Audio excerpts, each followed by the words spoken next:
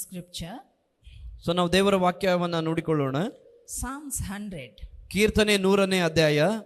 Psalms 100 it talks in verse 4. So ಕೀರ್ತನೆ 100ನೇ ಅಧ್ಯಾಯ 4ನೇ ವಚನದಲ್ಲಿ ಅದು ಈ ರೀತಿಯಾಗಿ ಹೇಳುತ್ತದೆ. Enter his gates with thanksgiving and his courts with praise. ಕೃತಜ್ಞತಾ ಸ್ತುತಿಯೊಡನೆ ಆತನ ಮಂದಿರ ದ್ವಾರಗಳಿಗೂ ಕೀರ್ತನೆಯೊಡನೆ ಆತನ ಅಂಗಳಿಗಳಿಗೂ ಬನ್ನಿರಿ. Give thanks to him and praise his name. ಆತನಿಗೆ ಉಪಕಾರ ಸ್ಮರಿಸಿ ಆತನ ನಾಮವನ್ನು ಕೊಂಡಾಡಿರಿ. Just if you can see in this scripture, ನೀವು ಒಂದು ವೇಳೆ ಈ ಒಂದು ವಚನದಲ್ಲಿ ನೋಡುವುದಾದ್ರೆ, enter his gates ಆತನ ಮಂದಿರ ದ್ವಾರಗಳನ್ನ with thanksgiving. ಕೃತಜ್ಞತಾ ಸ್ತುತಿಯೊಡನೆ ಬನ್ನಿರಿ ಎಂಬುದಾಗಿ ಹೇಳ್ತಾ ಇದೆ. With thanksgiving. ಕೃತಜ್ಞತಾ ಸ್ತುತಿಯೊಡನೆ And his courts ಮತ್ತು ಆತನ ಅಂಗಳಗಳನ್ನ with praise. ಆತನ ಅಂಗಳಿಗೆ ಕೀರ್ತನೆಗಳೊಡನೆ ಬನ್ನಿರಿ ಎಂಬುದಾಗಿ. And again it repeats the same thing. Give thanks to him and praise his name. ಮತ್ತೆ ತಿರುಗಿ ಅದು ಹೇಳ್ತಾ ಇದೆ ಏನಂದ್ರೆ, ಆತನ ಉಪಕಾರವನ್ನ ಸ್ಮರಿಸಿರಿ, ಆತನ ನಾಮವನ್ನ ಕೊಂಡಾಡಿರಿ ಎಂಬುದಾಗಿ. One scripture, 2 times thanks, 2 times praises. ಒಂದು ವಚನ 2 ಸಾರಿ ಅಲ್ಲಿ ಕೃತಜ್ಞತೆಗಳು, 2 ಸಾರಿ ದೇವರನ್ನ ಕೊಂಡಾಡುವಂತ ಕಾರ್ಯ ನಡೀತಾ ಇದೆ. Many of us we come to the church. ಅನೇಕ ಜನರು ನಾವು ಸಭೆಗೆ ಬರ್ತೇವೆ. We have needs. ನಮಗೆ ಹೆಸರುಗಳಿವೆ, We have needs. ನಮಗೆ ಅವಶ್ಯಕತೆಗಳಿವೆ, We have crisis. ನಮಗೆ ಅನೇಕ ರೀತಿಯಾದಂತ ಒಂದು ತೊಂದರೆಗಳಿವೆ, We have struggles. ನಮಗೆ ಅನೇಕ ಪ್ರಯಾಸಗಳಿವೆ. And we come to God that God will strengthen us. ನಾವು ದೇವರ ಕಡೆಗೆ ಬರ್ತೇವೆ ಮತ್ತು ದೇವರು ನಮ್ಮನ್ನ ಬಲಪಡಿಸುವ ಆತನಾಗಿದ್ದಾನೆ. Nothing wrong ಯಾವುದೋ ಅದು ತಪ್ಪಲ್ಲ asking God. ದೇವರನ್ನ ಕೇಳಿಕೊಳ್ಳುವಂಥದ್ದು. But this scripture says, ಆದ್ರೆ ಈ ವಚನ ಹೇಳ್ತಾ ಇದೆ, enter his gates with help, help, help. It doesn't say here. So ಅದು ಇದು ಈ ರೀತಿಯಾಗಿ ಹೇಳ್ತಾ ಇಲ್ಲ. ಏನಂದ್ರೆ ಆತನ ಮಂದಿರ ದ್ವಾರಗಳನ್ನ ಸಹಾಯ ಮಾಡ್ರಿ, ಸಹಾಯ ಮಾಡ್ರಿ, ಸಹಾಯ ಮಾಡ್ರಿ ಎಂಬುದಾಗಿ ಕೇಳಿಕೊಡ್ರಿ ಎಂಬುದಾಗಿ ಹೇಳ್ತಾ ಇಲ್ಲ. It says enter his gates with thanksgiving. ಇದು ಹೇಳ್ತಾ ಇದೆ ಆತನ ಮಂದಿರ ದ್ವಾರಗಳನ್ನ ಕೃತಜ್ಞತೆಯೊಡನೆ ಬನ್ನಿರಿ ಎಂಬುದಾಗಿ ಅದು ಹೇಳ್ತಾ ಇದೆ. Thanksgiving. ಕೃತಜ್ಞತೆ. Thanksgiving is one of the criteria of faith life. So ಕೃತಜ್ಞತೆ ಎಂಬುವಂಥದ್ದು ನಂಬಿಕೆಯ ಜೀವಿತದ ಒಂದು ಮುಖ್ಯ ಭಾಗವಾಗಿರ್ತದೆ. It has got something to do with our heart. ಅದು ದೇವರು ನಿಜವಾಗ್ಲೂ ನಮ್ಮ ಹೃದಯಗಳೊಂದಿಗೆ ಏನಾದರೂ ಮಾಡುವಂತ ಕಾರ್ಯ ಅದಾಗಿರ್ತದೆ. This is one of the criteria of our heart. ಇದು ನಮ್ಮ ಹೃದಯದ ಒಂದು ಕಾರ್ಯ ಇದಾಗಿರ್ತದೆ. It's an attitude. ಇದು ನಮ್ಮ ಒಂದು ನಡವಳಿಕೆ.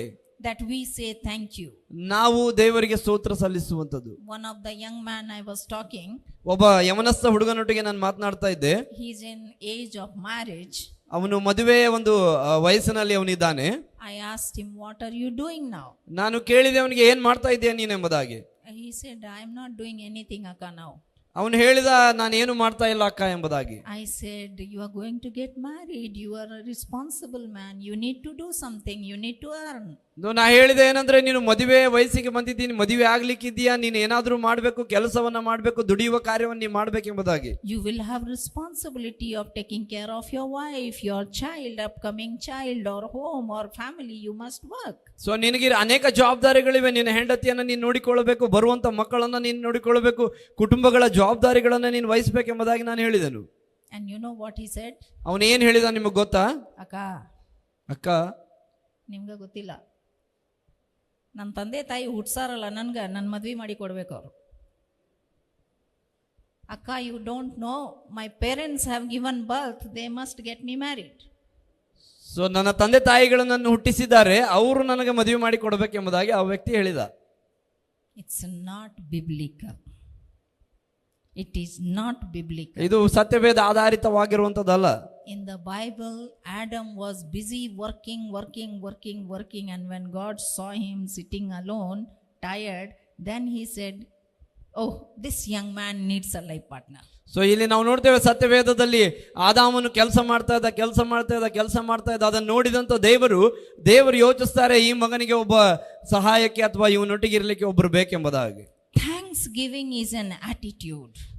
ಕೃತಜ್ಞತೆ ಎಂಬುವಂಥದ್ದು ಅದೊಂದು ನಮ್ಮ ಒಂದು ಜೀವನದ ಶೈಲಿ ಆಗಿರಬೇಕಾಗಿದೆ, ಸ್ವಭಾವವಾಗಿರಬೇಕಾಗಿದೆ. It has to be practiced daily. ಅದನ್ನ ನಾವು ದಿನನಿತ್ಯವೂ ಅದನ್ನ ನಾವು ಪ್ರಾಕ್ಟೀಸ್ ಮಾಡಬೇಕಾಗಿದೆ. It doesn't come automatically. ಅದು ಹಾಗೆ ನೇರವಾಗಿ ನಮ್ಮಲ್ಲಿ ಬರುವುದಿಲ್ಲ. You see the small children. ನೀವು ಚಿಕ್ಕ ಮಕ್ಕಳನ್ನ ನೋಡ್ರಿ, You give them some kurkure and some dairy milk and some chocolate.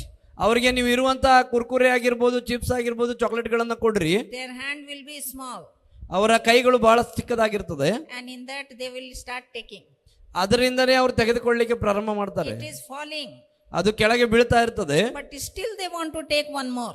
ಆದ್ರೂ ಇನ್ನೊಂದು ತೆಗೆದುಕೊಳ್ಳಿಕ್ಕೆ ಅವ್ರಿಗೆ ಇಷ್ಟ ಇರ್ತದೆ. And they take. ಅವ್ರು ತೆಗೆದುಕೊಂತಾರೆ. And mother says, thank you, Eda. Thank you, Eda. ಅವಾಗ ತಾಯಿ ಹೇಳ್ತಾರೆ ಏನಂದ್ರೆ ಅವ್ರಿಗೆ ಧನ್ಯವಾದ ಹೇಳು, ಧನ್ಯವಾದ ಹೇಳು ಎಂಬುದಾಗಿ. Father will say, thank you, thank you. Say to auntie, thank you. ಅಲ್ಲಿರುವಂತ ತಂದೆಯು ಸಹಿತ ಹೇಳ್ತಾರೆ, ಅಲ್ಲಿರುವಂತ ಆಂಟಿಗೆ ನೀ ಥ್ಯಾಂಕ್ಸ್ ಹೇಳು ಎಂಬುದಾಗಿ. And child is holding the chocolate and kurkure. ಅಲ್ಲಿರುವಂತ ಮಗುವು ಅಲ್ಲಿರುವಂತ ಕುರ್ಕುರೆ ಚಾಕ್ಲೇಟ್ಗಳನ್ನ ಹಿಡಿದುಕೊಂಡು ನಾ ಹೇಳಲ್ಲ ಎಂಬುದಾಗಿ ಮುಖ ಕೆಟ್ಟ ಮಾಡ್ಕೊಂಡು ಹೋಗ್ತಾ ಇರ್ತದೆ.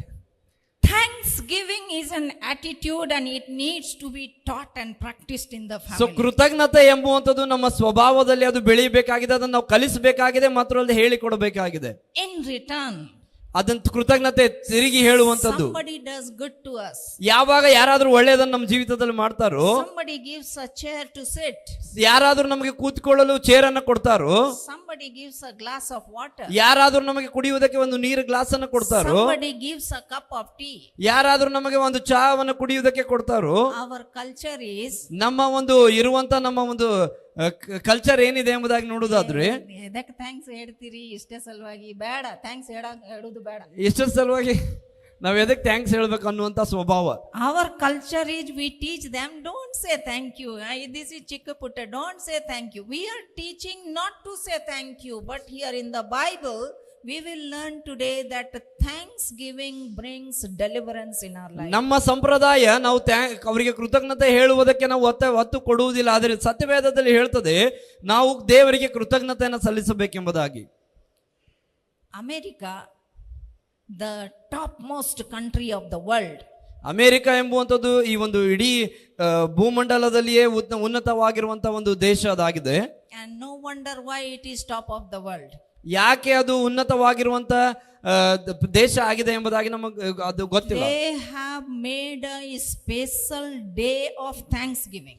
ಅವರು ಮಾಡಿರುವಂತದ್ದು ಏನಂದ್ರೆ ವಿಶೇಷವಾಗಿರುವಂತ ಕೃತಜ್ಞತೆ ಸಲ್ಲಿಸುವಂತ ದಿನವನ್ನು ಅವರು ಮಾಡಿದ್ದಾರೆ. In 1863, 1863ರಲ್ಲಿ president of the country ಆ ಒಂದು ದೇಶದ ಅಧ್ಯಕ್ಷರು declared that last Thursday of November will be the Thanksgiving Day. ಇದನ್ನ ಅವರು ಡಿಕ್ಲೇರ್ ಮಾಡಿದ್ರೆ ಏನಂದ್ರೆ ನವೆಂಬರ್ ತಿಂಗಳಿನ ಕೊನೆಯ ಒಂದು ಗುರುವಾರವು ಅದು ಕೃತಜ್ಞತೆಯನ್ನು ಸಲ್ಲಿಸುವ ದಿನ ಎಂಬುದಾಗಿ. And after 2 years, 2 ವರ್ಷ ಆದ ನಂತರ next president, ಅದರ ಮುಂದೆ ಬರುವಂತ ಅಧ್ಯಕ್ಷರು he declared ಅವರು ಹೇಳಿದ್ರು, last Thursday of month of November will be a holiday. Everybody should celebrate Thanksgiving. So November ತಿಂಗಳಿನ ಕೊನೆಯ ಗುರುವಾರವು ಅದು ಎಲ್ಲರಿಗೂ ಸಹಿತ ರಜಾ ದಿನವಾಗಿರ್ತದೆ, ಪ್ರತಿಯೊಬ್ಬೊಬ್ಬರು ಕೃತಜ್ಞತೆಯನ್ನು ಸಲ್ಲಿಸಬೇಕು ಎಂಬುದಾಗಿ. How much important it is to give thanks. ಎಷ್ಟು ಪ್ರಾಮುಖ್ಯವಾಗಿರುವಂತದ್ದು ಇದಾಗಿದೆ ಏನಂದ್ರೆ ಕೃತಜ್ಞತೆ ಸಲ್ಲಿಸುವಂತದ್ದು. I just want to thank my dear husband. So ನಾವು ಈ ಒಂದು ಸಮಯದಲ್ಲಿ ಪಾಸ್ಟರ್ ಅವರಿಗೆ ಧನ್ಯವಾದಗಳನ್ನು ಸಲ್ಲಿಸಲಿಕ್ಕೆ ಬಯಸ್ತೇವೆ. Every day breakfast time, ಪ್ರತಿದಿನ ಒಂದು ನಾಷ್ಟ ಮಾಡುವಂತ ಸಮಯದಲ್ಲಿ, lunch time, ಊಟದ ಸಮಯದಲ್ಲಿ, or dinner time, ರಾತ್ರಿ ಊಟ ಮಾಡುವಂತ ಸಮಯದಲ್ಲಿ he just pulls out a glass from the glass stand and he will give me a glass of water. ಆ ಒಂದು ಗ್ಲಾಸ್ ಸ್ಟ್ಯಾಂಡ್ ನಲ್ಲಿರುವಂತ ಗ್ಲಾಸ್ ಅನ್ನ ತೆಗೆದುಕೊಂಡು ಒಂದು ಗ್ಲಾಸ್ ನೀರನ್ನು ಅವರು ನನಗೆ ಕೊಡ್ತಾರೆ. My heart goes full. Thank you. So ನಮ್ಮ ಹೃದಯ ಇವರು ಬಿನಕ್ ಅವರ ಹೃದಯ ಉಕ್ಕಿ ಬರ್ತದೆ ಏನಂದ್ರೆ ಧನ್ಯವಾದ ಸಲ್ಲಿಸುವುದಕ್ಕಾಗಿ. Just even I'm busy doing something on the table, but like what makes him to give me a glass of water? It's not very big service, but a thoughtfulness of just giving a glass of water. So ಯಾವುದೇ ಒಂದು ವಿಷಯದಲ್ಲಿ ನಾನು busy ಆಗಿರುವಾಗಲೂ ಸಹಿತ ಅವರಿಗೆ ಏನ್ ಅನಿಸ್ತದೋ ಗೊತ್ತಿಲ್ಲ, ಆ ಒಂದು ಗ್ಲಾಸ್ ಅನ್ನ ಕೊಡ್ತಾರೆ, ಅದರಿಂದ ನಿಜವಾಗ್ಲೂ ನನಗೆ ಸಂತೋಷ ಉಂಟಾಗ್ತದೆ. Dear friends, let us learn today through the scripture what God so wants ದೇವರ to ವಾಕ್ಯದ ಮೂಲಕ ಈ ದಿವಸ ನಾವು ಕಲಿಯೋಣ. In 2 Timothy chapter 3 verses 1 and 2, 2 Timothy chapter 3 verses 1 and 2, 3ನೇ ಅಧ್ಯಾಯ ವಚನ 2ರಲ್ಲಿ just see there what it says. ಅದರಲ್ಲಿ ನಾವು ನೋಡೋಣ ಏನದು ಹೇಳ್ತದೆ ಎಂಬುದಾಗಿ. It says in the last days, ಅದು ಹೇಳ್ತದೆ ಕೊನೆಯ ದಿನದಲ್ಲಿ, in the last days, ಕೊನೆಯ ದಿನದಲ್ಲಿ people will love only themselves, ಜನರು ಕೇವಲ ತಮ್ಮನ್ನ ತಾವೇ ಪ್ರೀತಿಸುವವರಾಗ್ತಾರೆ, and they will love money. ಮತ್ತು ಅವರು ಹಣವನ್ನ ಆಶಿಸುವವರಾಗ್ತಾರೆ. Just verse 1 if we can see. ಮೊದಲನೇ ವಚನ ನಾವು ನೋಡಿಕೊಳ್ಳೋಣ. 2 Timothy chapter 3 verse 1. 2 ತಿಮೋತಿ 3ನೇ ಅಧ್ಯಾಯ ವಚನ 1. You should know this, Timothy, ಇದು ನಿನಗೆ ಗೊತ್ತಿರಬೇಕು Timothy, that in the last days ಆ ಕಡೆ ದಿನಗಳಲ್ಲಿ there will be very difficult time. ಆ ಕಡೆ ದಿನಗಳಲ್ಲಿ ಕಠಿಣ ಕಾಲಗಳು ಬರ್ತವೆ. There will be very terrible days. ಅಲ್ಲಿ ನೋಡ್ತೇವೆ ಬಹಳ ಒಂದು ಕಠಿಣವಾಗಿರುವಂತ ಸಮಯ. And I was studying ನಾವು ಓದ್ತಾ ಇದ್ವಿ what are the terrible days. ಎಂತ ಒಂದು ಕಠಿಣ ಸಮಯಗಳು ಎಂಬುದಾಗಿ. We know that Jesus is going to come for us as Christian faith. ನಮಗೆ ಗೊತ್ತುಂಟು ನಾವು ನಂಬಿರುವವರಿಗೆ ಏನಂದ್ರೆ ಯೇಸು ಕ್ರಿಸ್ತನು ತಿರುಗಿ ಬರ್ಲಿಕ್ಕಿದ್ದಾನೆ ಎಂಬುದಾಗಿ. Jesus is going to come back again. ದೇವರು ತಿರುಗಿ ಬರ್ಲಿಕ್ಕಿದ್ದಾನೆ ಎಂಬುದಾಗಿ. But these will be the sign that we will know that Jesus is going to come. ಇದು ಸಹಿತ ಚಿಹ್ನೆ ಆಗಿದೆ ಏನಂದ್ರೆ ದೇವರು ತಿರುಗಿ ಬರ್ಲಿಕ್ಕಿದ್ದಾನೆ ಎಂಬುದಾಗಿ. In the last days ಕೊನೆಯ ದಿನಗಳಲ್ಲಿ terrible days will come. ಕಠಿಣ ಕಾಲಗಳು ಬರ್ತವೆ. Difficult days will come. ಬಹಳ ಕಠಿಣವಾಗಿರುವಂತ ಕಾರ್ಯಗಳು ಬರ್ತವೆ. And what is that terrible? ಯಾವ ಕಠಿಣ ಸಮಯಗಳು? I say and you say terrible, okay? I say love of money, ಅಲ್ಲಿ ನೋಡ್ತೇವೆ ಹಣದ ಆಶೆಯವರು, boastful, ಬಡಾಯಿ ಕೊಚ್ಚುವವರು. you say terrible. Proud, ಅಹಂಕಾರಿಗಳು. terrible. Only one person is understanding my saying, I think. So ನಾವು ಇದನ್ನು ಹೇಳುವಾಗ ನೀವು ಅಲ್ಲಿಂದ ಹೇಳಬೇಕು ಕಠಿಣ ಸಮಯ, ಕಠಿಣ ಕಾಲ ಎಂಬುದಾಗಿ. In the last days, lover of money people will be there. ಕಡೆ ದಿವಸಗಳಲ್ಲಿ ಹಣದ ಆಶೆ ಉಳ್ಳಂತ ವ್ಯಕ್ತಿಗಳು ಬರ್ತಾರೆ. Boastful people, ಬಡಾಯಿ ಕೊಚ್ಚುವವರು ಬರ್ತಾರೆ. proud people, ಅಹಂಕಾರಿಗಳು ಬರ್ತಾರೆ. abusive people, ದೂಷಕರು ಬರ್ತಾರೆ. disobedient to parents, children, ತಂದೆ ತಾಯಿಗಳಿಗೆ ಅವಿಧೇಯರಾಗಿರುವಂತ ಮಕ್ಕಳು, ungrateful people, ಉಪಕಾರಗಳನ್ನ ನೆನೆಸದವರು, unthankful people, ಉಪಕಾರಗಳನ್ನ ನೆನೆಸದಂತ ವ್ಯಕ್ತಿಗಳು, unholy people. ಪರಿಶುದ್ಧರಲ್ಲದಂತ ವ್ಯಕ್ತಿಗಳು. Terrible days are going to come. ಕಠಿಣ ದಿನಗಳು ಬರ್ಲಿಕ್ಕಿವೆ. If we are not intentional to work on our thankfulness, terrible days we will face. So ನಾವು ಇದನ್ನ ಗಮನದಲ್ಲಿಟ್ಟುಕೊಂಡು ಇದಕ್ಕಾಗಿ ನಾವು ಕೆಲಸ ಮಾಡದೆ ಹೋದ್ರೆ ಕಠಿಣ ದಿನಗಳು ಬರ್ಲಿಕ್ಕಿವೆ. In the last days, ಕಡೆ ದಿನಗಳಲ್ಲಿ gratefulness will be gone. ಉಪಕಾರ ನೆನೆಸುವಂತದ್ದು ಹೋಗ್ಬಿಡ್ತದೆ. Thankfulness will be gone. ದೇವರಿಗೆ ಕೃತಜ್ಞತೆ ಸಲ್ಲಿಸುವಂತದ್ದು ಹೋಗ್ಬಿಡ್ತದೆ. And then what will happen? ಏನಾಗ್ತದೆ? Everything will look like granted. So ಎಲ್ಲ ಸಂಗತಿಗಳು ಒದಗಿಸಿದ ಹಾಗೆ ನಮಗೆ ಕಾಣ್ತವೆ. I really want to thank the people, those who come to help me early morning. So ನಾನು ನಿಜವಾಗ್ಲೂ ಧನ್ಯವಾದ ಸಲ್ಲಿಸ್ತೇನೆ ಯಾರ್ಯಾರು ನನಗೆ ಬೆಳಗಿನ ಜಾವದಲ್ಲಿ ಬಂದು ನನಗೆ ಸಹಾಯ ಮಾಡ್ತಿರೋ. One of the young girl just she comes and she says, "Akka coffee ಮಾಡಿ ಕೊಡ್ಲಿ?" And I feel like, "Arey wah, early morning." So ಯವನಸ್ಥ ಹುಡುಗಿ ಒಬ್ಬರು ಬರ್ತಾರೆ ಬೆಳಗಿನ ಜಾವ, ಅವ್ರು ಹೇಳ್ತಾರೆ ಏನಂದ್ರೆ ಅಕ್ಕ ನಿಮಗೆ ಕಾಫಿ ಮಾಡಿ ಕೊಡ್ಲಿ ಎಂಬುದಾಗಿ. ಅದನ್ನು ಕೇಳುವಾಗ ನಮಗೆ ಬಹಳ ಸಂತೋಷವಾಗ್ತದೆ. Thank you God for loving me in this way that somebody wants to take care of me by giving a cup of coffee early. So ಧನ್ಯವಾದಗಳು ಸ್ವಾಮಿ, ಏನಂದ್ರೆ ನನಗೋಸ್ಕರ ಯಾರಾದರೂ ಪ್ರೀತಿಯಿಂದ ಒಬ್ಬರು ಕಾಳಜಿಯನ್ನು ವಹಿಸುವವರಿದ್ದಾರೆ ಎಂಬುದಾಗಿ. I started making tea and coffee for them. So ನಾನು ಮಾಡಲು ಪ್ರಾರಂಭಿಸಿದೆ ಅವರಿಗೋಸ್ಕರ ಚಹಾ ಮತ್ತು ಕಾಫಿಗಳನ್ನ I was giving. ನಾನು ಕೊಡ್ಲಿಕ್ಕೆ ಪ್ರಾರಂಭ ಮಾಡಿದೆ. ಅಕ್ಕ ನಿಮ್ ಕೈಯಿಂದ ಚಹಾ ಬಾಡ ಚಲೋ ಆಗ್ತೈತಿ ಅಕ್ಕ, ಕಾಫಿ ಬಾಡ ಚಲೋ ಆಗ್ತೈತಿ ಅಕ್ಕ, ಯಾಕೆ ನೀವು ನಮ್ಗೆ ಮಾಡಿ ಕೊಡ್ತೀರಿ ಅಕ್ಕ, ನಾ ನಿಮ್ಗೆ ಮಾಡಿ ಕೊಡ್ತೇನೆ ಅಕ್ಕ. Yes, Akka always needs your help, but when we will help them, thank you, big thank you I get in the kitchen early morning. So ನಾವು ಪ್ರತಿದಿನ ಮುಂಜಾನೆ ಜಾವದಲ್ಲಿ ನಾವು ಪ್ರತಿದಿನ ಕೇಳ್ತೇವೆ ಏನಂದ್ರೆ ಒಂದು ದೊಡ್ಡದಾಗಿರುವಂತ ಧನ್ಯವಾದ ಎಂಬುದಾಗಿರುವಂತ ಪದವನ್ನು ನಾವು ಕೇಳ್ತೇವೆ. We need to practice daily, bring it in our lifestyle, thankfulness. ಪ್ರತಿದಿನ ಇದನ್ನ ನಾವು ರೂಢಿಯಾಗಿಸಿಕೊಳ್ಳಬೇಕಾಗಿದೆ, ಏನಂದ್ರೆ ಕೃತಜ್ಞತೆ ಸಲ್ಲಿಸುವಂತ ವಿಷಯವನ್ನ. 1 Thessalonians 5:18 it says, ಮೊದಲನೇ ಥೆಸಲೋನಿಕ 5:18 ಅದು ಹೇಳ್ತದೆ, give thanks in all situation. So ಎಲ್ಲಾ ವಿಷಯಗಳಲ್ಲೂ ದೇವರಿಗೆ ಕೃತಜ್ಞತೆಯನ್ನು ಸಲ್ಲಿಸಿರಿ ಎಂಬುದಾಗಿ. Give thanks in all situations. ಪ್ರತಿಯೊಂದೊಂದು ಪರಿಸ್ಥಿತಿಗಳಲ್ಲೂ ದೇವರಿಗೆ ಕೃತಜ್ಞತೆಯನ್ನು ಸಲ್ಲಿಸಿರಿ ಎಂಬುದಾಗಿ. It can be good situation. ಅದು ಒಳ್ಳೆಯ ಪರಿಸ್ಥಿತಿ ಆಗಿರಬಹುದು, It can be bad situation. ಅದು ಕೆಟ್ಟ ಪರಿಸ್ಥಿತಿ ಆಗಿರಬಹುದು. But for this is the God's will for you in Christ Jesus. ಇದೇ ದೇವರ ಒಂದು ಚಿತ್ತ ನಿಮ್ಮ ಜೀವಿತದಲ್ಲಿ ದೇವರ ಚಿತ್ತ ಆಗಿರುವಂತದ್ದಾಗಿದೆ. 1 Thessalonians 5:18. ಮೊದಲನೇ ಒಂದು ಥೆಸಲೋನಿಕ 5:18 ನಾವು ನೋಡ್ತೇವೆ. You and me are children of God, ನೀನು ನಾನು ಒಂದು ವೇಳೆ ದೇವರ ಮಕ್ಕಳಾಗಿದ್ದರೆ what is the will of God?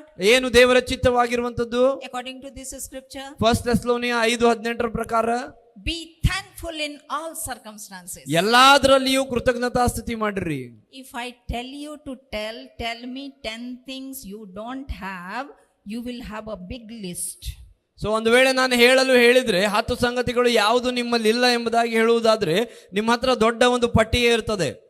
ಇದು ಇಲ್ಲ, ಇದು ಇಲ್ಲ, ಇದು ಇಲ್ಲ, ಇದು ಇಲ್ಲ, ನಿನ್ನೆ ರಾತ್ರಿ ನಿದ್ದೆ ಆಗಿಲ್ಲ, ಗುಂಗಾಡಿ ಬಂತು, ಮೊಸ್ಕಿಟೋ ಬಂತು, ಮಕ್ಕಳು ಮಲಗಿಲ್ಲ, ಹೆಂಡತಿ ಬಂದಿಲ್ಲ, ಸೋ ಮೆನಿ ಇಲ್ಲ ಇಲ್ಲ ಇಲ್ಲ. ಸೊ ಅನೇಕ ಸಂಗತಿಗಳು ನಮಗೆ ಇಲ್ಲ ಎಂಬುದಾಗಿ ಹೇಳುವಂತ ಅನೇಕ ಸಂಗತಿಗಳು ನಮ್ಮ ಹತ್ರ ಇದೆ, ದೊಡ್ಡ ಪಟ್ಟಿ ಇದೆ. But here scripture says, ಆದ್ರೆ ಇಲ್ಲಿ ವಾಕ್ಯ ಹೇಳ್ತಾ ಇದೆ, give thanks in all situations. ಎಲ್ಲದರಲ್ಲಿಯೂ ಕೃತಜ್ಞತಾ ಸ್ತುತಿ ಮಾಡಿರಿ ಎಂಬುದಾಗಿ. Give thanks ದೇವರಿಗೆ ಕೃತಜ್ಞತಾ ಸ್ತುತಿ ಮಾಡಿರಿ in all situations. ಎಲ್ಲ ವಿಷಯಗಳಲ್ಲಿಯೂ. For this is the will of God. ಇದೇ ನಿಮ್ಮ ವಿಷಯವಾಗಿ ಕ್ರಿಸ್ತ ಯೇಸುವಿನಲ್ಲಿ ತೋರಿ ಬಂದ ದೇವರ ಚಿತ್ತ ಎಂಬುದಾಗಿ. So let me just practice it now. So ನಾವು ಇದನ್ನ ರೂಢಿಪಡಿಸಿಕೊಳ್ಳೋಣ. Take your hand. ನಿಮ್ಮ ಕೈಗಳನ್ನು ತೆಗೆದುಕೊಳ್ಳ್ರಿ. If you have 5 fingers, ನಿಮ್ಮ ಕೈಗಳಲ್ಲಿ 5 ಬಟ್ಟುಗಳು ಇರುವುದಾದ್ರೆ only one hand I am asking you. ಒಂದು ಕೈ ನಾನು ಕೇಳ್ತಾ ಇದ್ದೇನೆ. Just can you thank God? Thank you God for this. Thank you God for this. Thank you God for this. Thank you God for this. Thank you God for this. ನಿಮ್ಮ ಬರಳುಗಳಿಂದ ನೀವು ದೇವರಿಗೆ ಹೇಳ್ರಿ ಏನಂದ್ರೆ, ಧನ್ಯವಾದ ಸ್ವಾಮಿ ಇದಕ್ಕಾಗಿ, ಧನ್ಯವಾದ ಸ್ವಾಮಿ ಇದಕ್ಕಾಗಿ, ಧನ್ಯವಾದ ಸ್ವಾಮಿ ಇದನ್ನ ಕೊಟ್ಟಿರುವುದಕ್ಕಾಗಿ, ಧನ್ಯವಾದ ಸ್ವಾಮಿ ಎಂಬುದಾಗಿ ನಿಮ್ಮ 5 ಬಟ್ಟುಗಳನ್ನ ಉಪಯೋಗಿಸಿ ದೇವರಿಗೆ ಸ್ತೋತ್ರ ಹೇಳ್ರಿ. Let's close our eyes and thank God. 5 fingers. Can you just tell God, thank you Jesus for this? ನಮ್ಮ ಕಣ್ಣುಗಳನ್ನ ಮುಚ್ಚಿ ಕೇವಲ 5 ಬಟ್ಟುಗಳನ್ನ ದೇವರಿಗೆ ತೋರಿಸುತ್ತಾ, ದೇವರೇ ಈ ವಿಷಯಗಳಿಗಾಗಿ ನಿನಗೆ ಧನ್ಯವಾದ ಸ್ವಾಮಿ ಎಂಬುದಾಗಿ.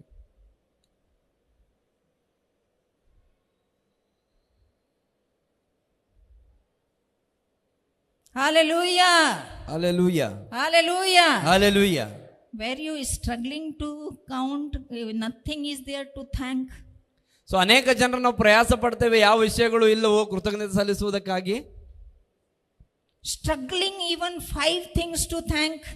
ಕೇವಲ 5 ಸಂಗತಿಗಳನ್ನ ಹೇಳುವುದಕ್ಕಾಗಿಯೇ ನಾವು ಬಹಳ ಕಷ್ಟಪಡ್ತಾ ಇದ್ದೇವೆ. You just start thanking and you will see that one after another, lot of thank you points. So ನೀವು ಕೇವಲ ದೇವರಿಗೆ ಸ್ತುತಿ ಸಲ್ಲಿಸಲು ಪ್ರಾರಂಭಿಸಿರಿ, ಒಂದಾದ ನಂತರ ದೇವರಿಗೆ ಸ್ತೋತ್ರ ಸಲ್ಲಿಸಲು ಪ್ರಾರಂಭಿಸಿರಿ, ಅನೇಕ ಸಂಗತಿಗಳು ನಮ್ಮ ಜೀವಿತಗಳಲ್ಲಿ ಇವೆ ಪ್ರಿಯರೇ. ಅಕ್ಕ, you don't know ನಂದು ಎಷ್ಟು ಕೆಟ್ಟ ಪರಿಸ್ಥಿತಿ ಐತಿ, ಹೆಂಗ ಥ್ಯಾಂಕ್ ಯು ಹೇಳಲಿ?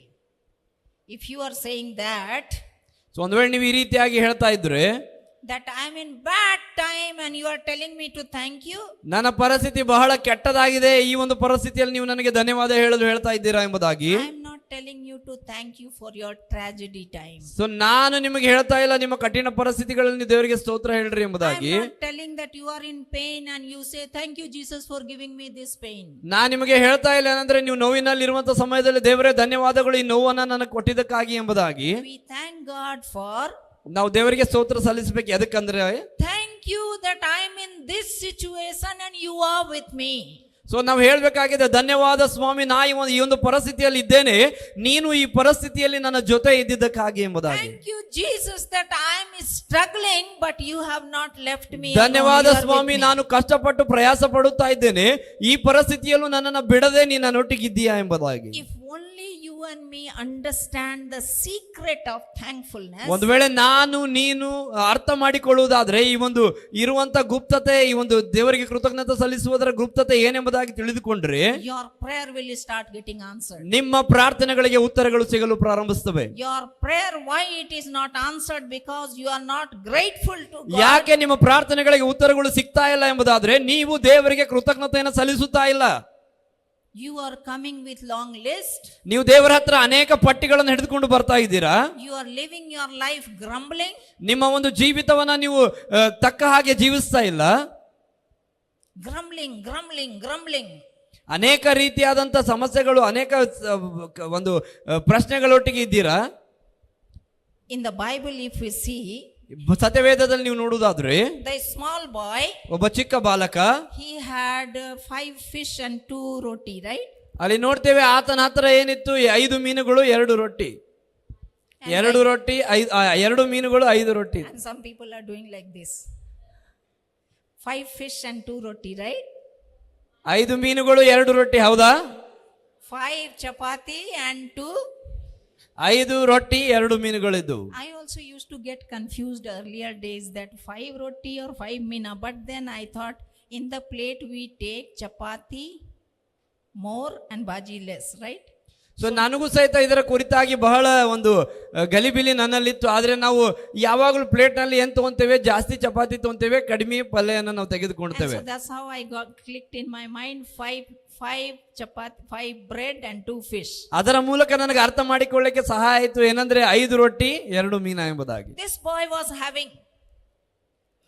boy was having 5 bread and 2 fish. ಈ ಒಂದು ಚಿಕ್ಕ ಬಾಲಕ, ಅವನ ಹತ್ರ 5 ರೊಟ್ಟಿಗಳು 2 ಮೀನುಗಳಿದ್ದವು. 5,000 people. 5,000 ಜನರು. And Jesus tells the disciples, go and bring food for them in the mountain top. So ಯೇಸು ಕ್ರಿಸ್ತನಲ್ಲಿರುವಂತ ಶಿಷ್ಯರಿಗೆ ಹೇಳ್ತಾ ಇದ್ದಾರೆ, ಆ ಒಂದು ಬೆಟ್ಟದ ಪ್ರದೇಶದಲ್ಲಿ ಅವರು ಇರುವಾಗ ಹೇಳ್ತಾ ಇದ್ದಾರೆ ಏನಂದ್ರೆ, ಹೋಗಿ ಈ ಜನರಿಗೆ ಏನ್ ಮಾಡ್ರಿ, ಊಟವನ್ನು ತೆಗೆದುಕೊಂಡು ಬನ್ರಿ ಎಂಬುದಾಗಿ. That also after sunset. ಅದು ಸಾಯಂಕಾಲವಾದಂತ ಸಮಯದಲ್ಲಿ 5,000 people. 5,000 ಜನರು. Plus more children and wives and all. ಹೆಣ್ಣು ಮಕ್ಕಳು ಮತ್ತು ಮಕ್ಕಳ ಲೆಕ್ಕವನ್ನ ಬಿಟ್ಟು 5,000 ಗಂಡು ಮಕ್ಕಳು. And all the disciples started grumbling. ಎಲ್ಲ ಶಿಷ್ಯರು ಅಲ್ಲಿ ಗಲಿಬಿಲಿಯಲ್ಲಿ ಒಳಗಾಗ್ತಾರೆ. Jesus will do like this only. ಎಲ್ಲೇನು ಏನು ಕೇಳ್ಬಿಡ್ತಾರೆ. ಯೇಸು ಸ್ವಾಮಿ ಇದೇ ರೀತಿ ಮಾಡ್ತಾರೆ, ಎಲ್ಲರ ಇದ್ದಾಗ ಏನಾರ ಹೇಳ್ಬಿಡ್ತಾರೆ ನಮಗೆ ಎಂಬುದಾಗಿ. How we can arrange 5,000 people? 5,000 people के लिए so much preparation is needed, right? So 5,000 ಜನರಿಗೆ ಹೇಗೆ ನಾವು ಸಂಭಾಳಿಸಬೇಕು, 5,000 ಜನರಿಗೆ ಊಟ ಕೊಡ್ಬೇಕಂದ್ರೆ ಬಹಳ ಒಂದು ಸಿದ್ಧತೆಗಳು ಬೇಕು ಎಂಬುದಾಗಿ. Mountain top. ಪರ್ವತ ಪ್ರದೇಶದಲ್ಲಿ. Evening time. ಅದು ಸಾಯಂಕಾಲವಾಗಿದೆ. No Swiggy, no Zomato. ಯಾವುದೇ ಒಂದು ಸ್ವಿಗ್ಗಿ ಝೊಮ್ಯಾಟೋಗಳಿಲ್ಲ. No facility. ಯಾವುದೇ ಒಂದು ಅವಕಾಶಗಳಲ್ಲಿಲ್ಲ. And Jesus says, go and bring. ಯೇಸು ಸ್ವಾಮಿ ಹೇಳ್ತಾ ಇದ್ದಾರೆ, ಹೋಗ್ರಿ ತೆಗೆದುಕೊಂಡು ಬರ್ರಿ ಎಂಬುದಾಗಿ. Somehow these disciples has to obey, so they obeyed.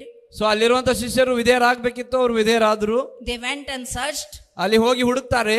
And that small boy was having his tiffin. ಒಬ್ಬ ಚಿಕ್ಕ ಬಾಲಕನ ಅವನ ಹತ್ರ ಒಂದು ಡಬ್ಬಿ ಇತ್ತು, ಊಟ ಡಬ್ಬಿ ಇತ್ತು. And Andrew goes there. ಅಲ್ಲಿ ಆಂದ್ರೇಯನು ಅಲ್ಲಿ ಹೋಗ್ತಾನೆ. ಏನೈತಿ, ಏನಿದೆ ಎಂಬುದಾಗಿ ಕೇಳ್ತಾನೆ. ಏನೈತಿ, ನಿನ್ನ ಹತ್ರ ಏನಿದೆ ಎಂಬುದಾಗಿ. ನನ್ನ ಮಮ್ಮಿ ಕೊಟ್ಟಾರ ರೊಟ್ಟಿ ಮತ್ತು ಮೀನಾ, ನನ್ನ ಮಮ್ಮಿ ಕೊಟ್ಟಾರ. ಕೋಡು ಇಲ್ಲ, ಯಾರ ಕಡೆ ಏನಿಲ್ಲ, ಕೋಡು ಇದು ಹೋಗಿ ಯೇಸು ಸ್ವಾಮಿಗೆ ತೋರಿಸ್ತೇನೆ. Maybe I was sitting and imagining Andrew went and took that and brought to Jesus. So ಅಲ್ಲಿ ನಾನು ಕುಂತು ಯೋಚಿಸ್ತಾ ಇದ್ದೆ, ಏನಂದ್ರೆ ಅವರು ಅಲ್ಲಿರುವಂತ ರೊಟ್ಟಿಯನ್ನು ತೆಗೆದುಕೊಂಡು ಬಂದು ಈ ರೀತಿ ಮಾಡಿ ತೆಗೆದುಕೊಂಡು ಬಂದು ದೇವರಿಗೆ ಕೊಟ್ಟಿರಬಹುದು ಎಂಬುದಾಗಿ. ತಗೋರಿ 5,000 people, no? 5,000 ಜನರಲ್ಲ. This is only is here. ಇಲ್ಲಿ ಇರುವಂತದ್ದು ಇದೆ. Okay, give me. ಓಕೆ, ಕೊಡ್ ನನಗೆ ಎಂಬುದಾಗಿ ತೆಗೆದುಕೊಂಡ್ರು. Jesus takes the bread. ದೇವರು ರೊಟ್ಟಿಯನ್ನು ತೆಗೆದುಕೊಂತಾರೆ. And Jesus takes the fish. ಅಲ್ಲಿರುವಂತ ಮೀನನ್ನು ತೆಗೆದುಕೊಂತಾರೆ. Media team, can you just show the things what I have? Yeah. He takes and prays.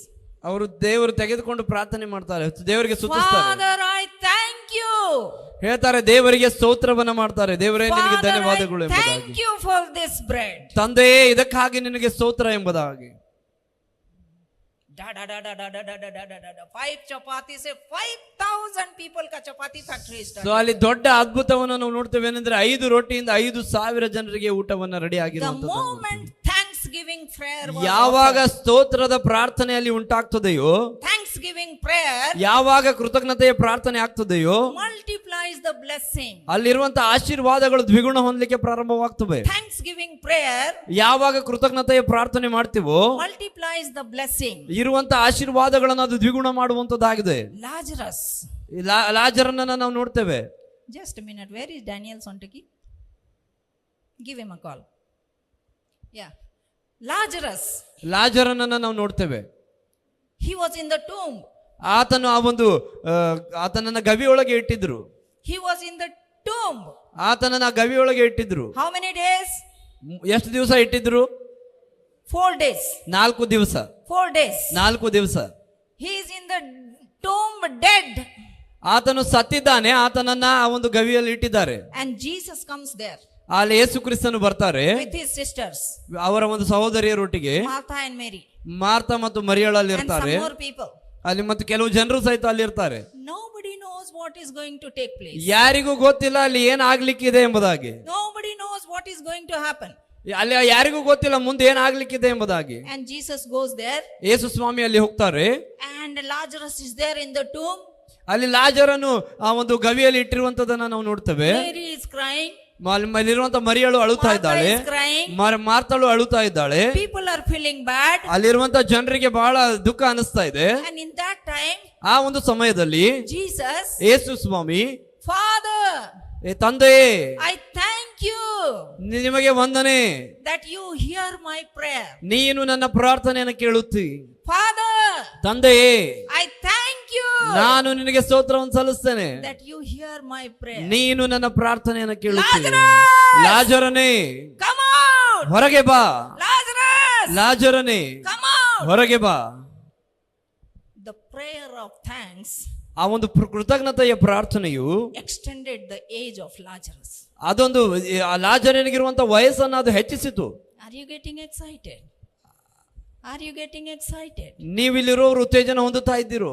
Thanksgiving prayer, ಕೃತಜ್ಞತೆಯ ಪ್ರಾರ್ಥನೆ, Thanksgiving prayer ಕೃತಜ್ಞತೆಯ ಪ್ರಾರ್ಥನೆ gives you long life. ನಿಮ್ಮ ಜೀವಿತಗಳನ್ನ ಅದು ಇನ್ನೂ ಹೆಚ್ಚಿಸುವಂತದಾಗಿದೆ. Thanksgiving prayer ಕೃತಜ್ಞತೆಯ ಪ್ರಾರ್ಥನೆ gives you extended life. ನಿಮ್ಮ ಜೀವಿತವನ್ನ ಹೆಚ್ಚಿಸುವಂತದಾಗಿದೆ. Thanksgiving prayer ಕೃತಜ್ಞತೆಯ ಪ್ರಾರ್ಥನೆ gives you new life. ನಿಮ್ಮ ಜೀವಿತವನ್ನ ಹೊಸ ಜೀವಿತವನ್ನ ಕೊಡುವಂತದಾಗಿದೆ. Not only that, ಅದಷ್ಟೇ ಅಲ್ಲ, Jonah ಯೋನನು sitting in the belly of the fish. ಆ ಒಂದು ಮೀನಿನ ಹೊಟ್ಟೆಯೊಳಗೆ ಆತನ ಇರ್ತಾನೆ.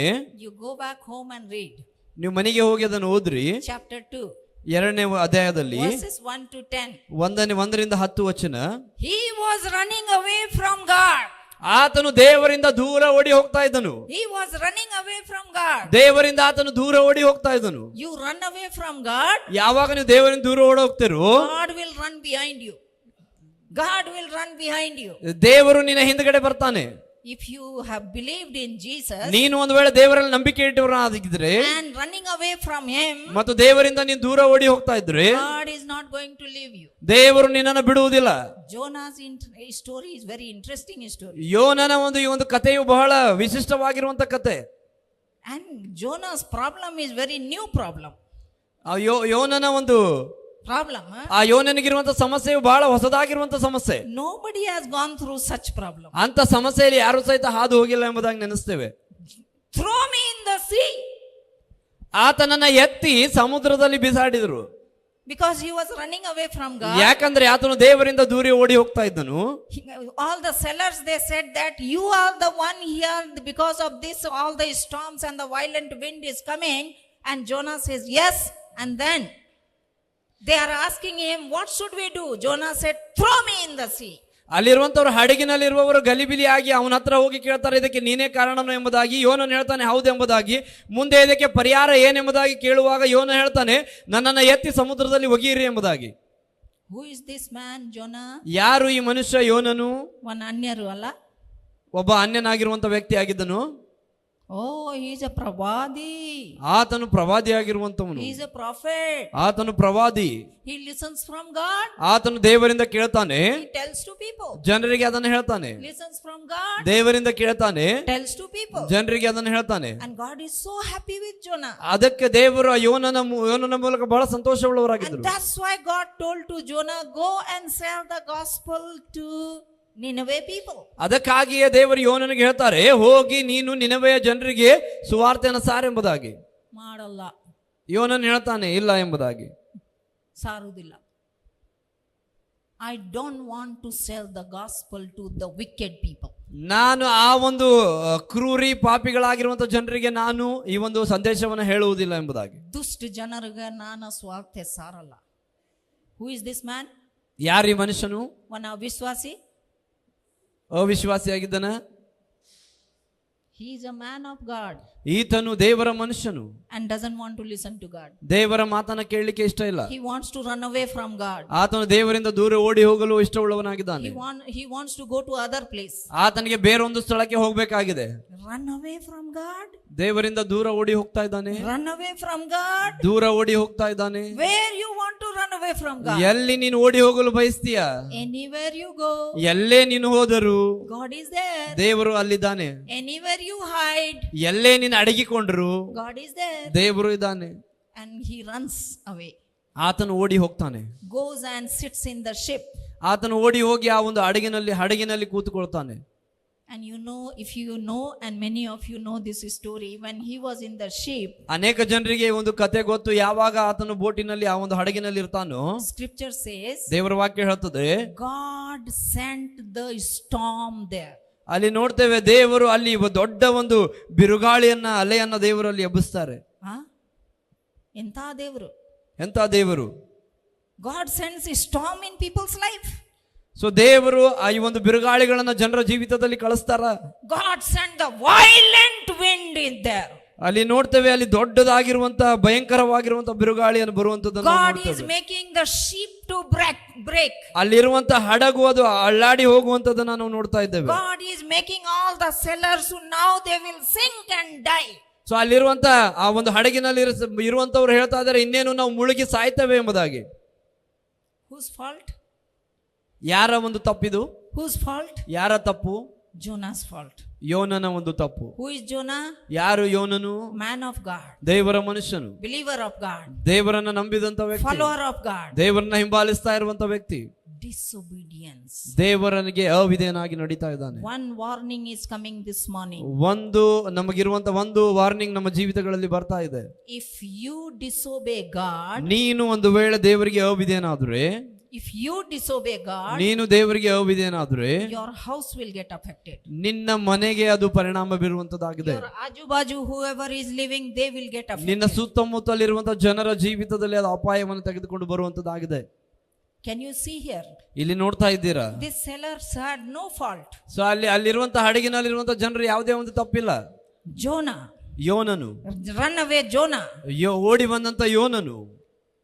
And God, now Jonah says, ಈಗ ಯೋನನು ಹೇಳ್ತಾ ಇದ್ದಾನೆ, ಮಾಡಲ್ಲ ಅಂದ್ರ ಮಾಡಲ್ಲ, ಬೇಕಂದ್ರ ನನ್ಗ ಸಮುದ್ರನಲ್ಲಿ ಹೋಗಿ ನಾ ಸಾಯ್ತೇನೆ, ಬಟ್ ನನ್ನ ಸ್ವಾರ್ಥ ಸಾರಲ್ಲ. I will not sell the gospel. If you want, throw me in the sea. So ಆತನು ಹೇಳ್ತಾ ಇದ್ದೆ, ನಾನು ಮಾತ್ರ ಅಲ್ಲಿ ಹೋಗಿ ಸುವಾರ್ತೆಯನ್ನು ಸಾರುವುದಿಲ್ಲ, ಒಂದು ವೇಳೆ ನನ್ನನ್ನು ಏನ್ ಮಾಡ್ರಿ ಸಮುದ್ರದಲ್ಲಿ ಹಾಕಿದ್ರು ಸಹಿತ ನಾನು ಸಾರುವುದಿಲ್ಲ ಎಂಬುದಾಗಿ ಹೇಳ್ತಾ ಇದ್ದ. ನಾನು ಸಾರುವುದಿಲ್ಲ, ಸಮುದ್ರದಲ್ಲಿ ಹಾಕಿ, ಸಮುದ್ರದಲ್ಲಿ ಹಾಕ್ರಿ ನನ್ನ ಎಂಬುದಾಗಿ ಹೇಳ್ತಾ ಇದ್ದ. ಸಮುದ್ರನಲ್ಲಿ ಹಾಕ್ರಿ,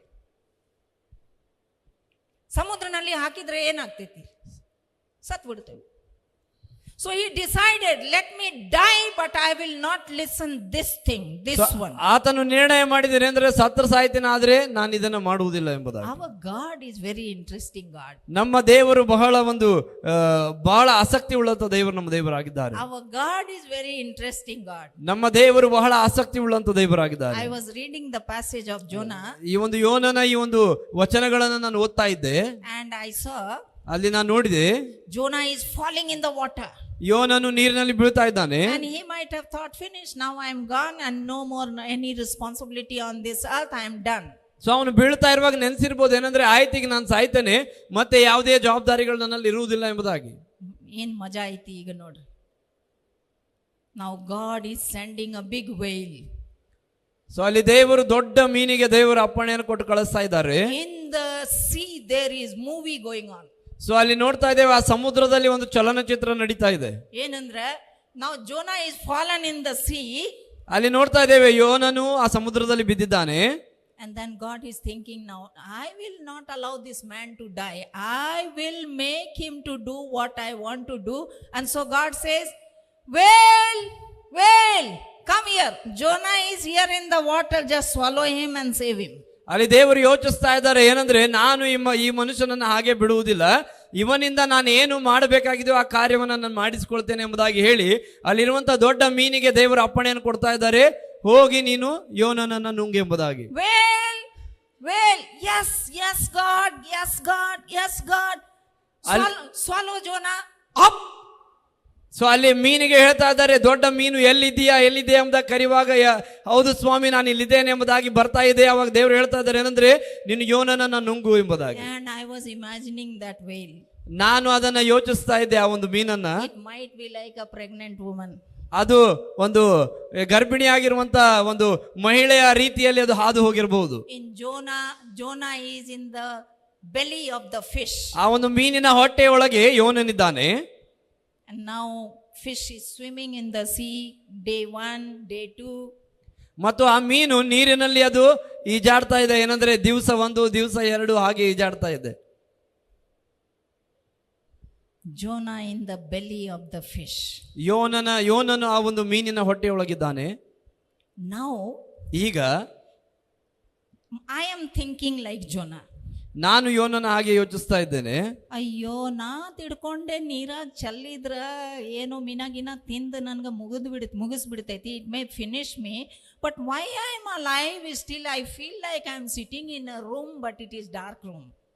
ಸೊ ನಾನು ಯೋಚಿಸ್ತಾ ಇದ್ದೆ ಏನಂದ್ರೆ, ಯೋನ ಯೋಚಿಸ್ತಾ ಇರ್ಬೋದು ಏನಂದ್ರೆ, ನಾನು ನನ್ನ ಕತೆ ಮುಗಿತೆಂಬುದಾಗಿ ಯೋಚಿಸಿದೆ. ಆದರೆ ಈಗ ಏನು ಅನಿಸ್ತಾ ಇದೆ ಅಂದ್ರೆ, ಒಂದು ರೂಮ್ನಲ್ಲಿ ಕತ್ತಲೆಯ ಕೋಣೆಯಲ್ಲಿ ಇದ್ದ ಹಾಗೆ ನನಗೆ ಅನಿಸ್ತಾ ಇದೆ ಎಂಬುದಾಗಿ. ಸ್ವಲ್ಪ ಸ್ಟಿಕ್ಕಿ ಅನ್ನಿಸ್ತಾ ಇದೆ. In the belly of the fish, all that, no, fish cleaning wives and husbands, you know, no, inside the fish. So he is sitting inside the belly of the fish, and then there, oh, idu salpa chata ಏನು ಹೆಂಗ, I am feeling like sticky. I am somewhere, I am not dead, but I am there alive, but I am okay. So ಅವನಿಗೆ ಅನಿಸ್ತಾ ಇರ್ಬೋದು, ಇಲ್ಲಿ ಒಳಗಡೆ ಇದ್ದೇನೆ, ಸ್ವಲ್ಪ ನಂಗೆ ಜಿಗಿ ಅನಿಸ್ತಾ ಇದೆ, ಸ್ವಲ್ಪ ಕೊಳೆ ಇದೆ ನನ್ನ ಸುತ್ತಲೂ, ಆದರೆ ಇನ್ನು ನಾ ಏನದೇನೆ ಜೀವಂತವಾಗಿದ್ದೇನೆ ಎಂಬುದಾಗಿ. But I am feeling very ದುರ್ವಾಸನೆ here. ಒಳಗಡೆ ಬಹಳ ಏನೈತ್ರಿ, ಕೆಟ್ಟ ವಾಸನೆ ಇದೆ. ಎಲ್ಲೇನು ಹೋದ್ರೆ ಒಂದ ವಾಸನೆ, ಎಲ್ಲಿ ಹೋದ್ರು ಅದ ವಾಸನೆ ಐತಿ. ಫಿಶ್ ವಾಸನೆ, ಮೀನಿನ ವಾಸನೆ, ಫಿಶ್ ಸ್ಮೆಲ್, ಮೀನಿನ ವಾಸನೆ. And Meena, whatever Meena is eating, everything is suttading in Jonah's neck and Jonah's body, and Jonah is, why I am here. So ಅದು ಮೀನು ಏನೇನು ತಿಂತಾ ಇದೆಯೋ ಅದೆಲ್ಲ ಬಂದ್ಬಿಟ್ಟು ಯೋನನಿಗೆ ಸುತ್ತು ಹಾಕೊಳ್ತಾ ಇರುವಂತದನ್ನ ನಾವು ನೋಡ್ತೇವೆ. Run away from God. ಯೇಸುವಿನಿಂದ ದೂರ ಓಡಿ ಹೋಗಿರಿ. Run away from God. ದೇವರಿಂದ ದೂರ ಓಡ್ರಿ. God will prepare a place for you. ದೇವರು ನಿಮಗೋಸ್ಕರ ಒಂದು ಸ್ಥಳವನ್ನು ಸಿದ್ಧಪಡಿಸ್ತಾನೆ. How you run away, ಹೇಗೆ ನೀನು ಓಡಿ ಹೋಗ್ತೀಯೋ, like that only God prepares a place also. ಅದೇ ರೀತಿಯಾಗಿ ದೇವರು ನಿನಗೋಸ್ಕರ ಒಂದು ಸ್ಥಳವನ್ನು ಸಿದ್ಧಪಡಿಸ್ತಾನೆ. He will not allow you to die. ನನ್ನ ದೇವರು ಸಾಯುವುದಕ್ಕೆ ಬಿಡುವುದಿಲ್ಲ. But he will teach us the lessons. ಆತನು ನಮಗೊಂದು ಪಾಠವನ್ನ ಕಲಿಸ್ತಾನೆ. What we are supposed to do. ನಾವು ಏನನ್ನ ಮಾಡಬೇಕಾಗಿದೆ ಎಂಬುದಾಗಿ. And Jonah chapter 2. ಯೋನ 2ನೇ ಅಧ್ಯಾಯ. Let's see there what all he says. ಅಲ್ಲಿ ನೋಡೋಣ ನಾವು ಏನು ಹೇಳ್ತಾನೆ ಆತನು ಎಂಬುದಾಗಿ. Jonah chapter 2 verse ಯೋನ 2ನೇ ಅಧ್ಯಾಯ 1 to 10. 1ನೇ ವಚನದಿಂದ 10ನೇ ವಚನ. Just if you can, just see. Then Jonah prayed to the Lord his God from inside the fish. 1ನೇ ವಚನ ಹೇಳ್ತದೆ, ಯೋನನು ಆ ಮೀನಿನ ಹೊಟ್ಟೆಯೊಳಗೆ ಇದ್ದುಕೊಂಡು ತನ್ನ ದೇವರಾದ ಯೆಹೋವನಿಗೆ ಹೀಗೆ ಪ್ರಾರ್ಥನೆ ಮಾಡಿದನು. What a good prayer place ಅಲ್ಲ. ಸೊ ಎಂತ ಒಳ್ಳೆಯ ಪ್ರಾರ್ಥನೆ ಇದಾಗಿದೆ. ಈ ಚರ್ಚಿಂದ ಹೆಸರು ಏನು ಗೊತ್ತಾ? ಚರ್ಚಿನ ಒಂದು ಜೋನಾಂದ ಚರ್ಚಿಂದ ಹೆಸರು ಏನು ಗೊತ್ತಾ? Whale church. ಯೋನನ ಸಭೆಯ ಹೆಸರು ಏನಂತ ನಿಮಗೆ ಗೊತ್ತಾ? Whale church. ಅದು ಮೀನಿನ ಹೆಸರು, whale church. Jonah, which church you go? Whale church. ದೊಡ್ಡ ತಿಮಿಂಗಲು ಅಥವಾ ದೊಡ್ಡ ಮೀನು ಎಂಬುದಾಗಿ ನಾವು ಹೇಳ್ಬೋದು. And now he is sitting and praying. ಆತನಿಗೆ ಅದರಲ್ಲಿ ಕೂತುಕೊಂಡು ಪ್ರಾರ್ಥನೆ ಮಾಡ್ತಾ ಇದ್ದಾನೆ. Verse 1 it says he is sitting and praying. ವಚನ 1 ಹೇಳ್ತಾ ಇದೆ, ಆತನು ಕೂತುಕೊಂಡು ಪ್ರಾರ್ಥನೆ ಮಾಡ್ತಾ ಇದ್ದಾನೆ. Then Jonah prayed to the Lord. Some people they want to get into such tough and difficult situation and then pray. ಸ್ವಲ್ಪ ಜನರಿಗೆ ಅಂತ ಬಹಳ ಕಷ್ಟಕರವಾಗಿರುವಂತಹ ಸನ್ನಿವೇಶಗಳಲ್ಲಿ ಹಾದು ಹೋಗುವಾಗ ಮಾತ್ರ ಪ್ರೇಯರ್ ಮಾಡಬೇಕೆಂಬುದಾಗಿ ಅನಿಸ್ತದೆ.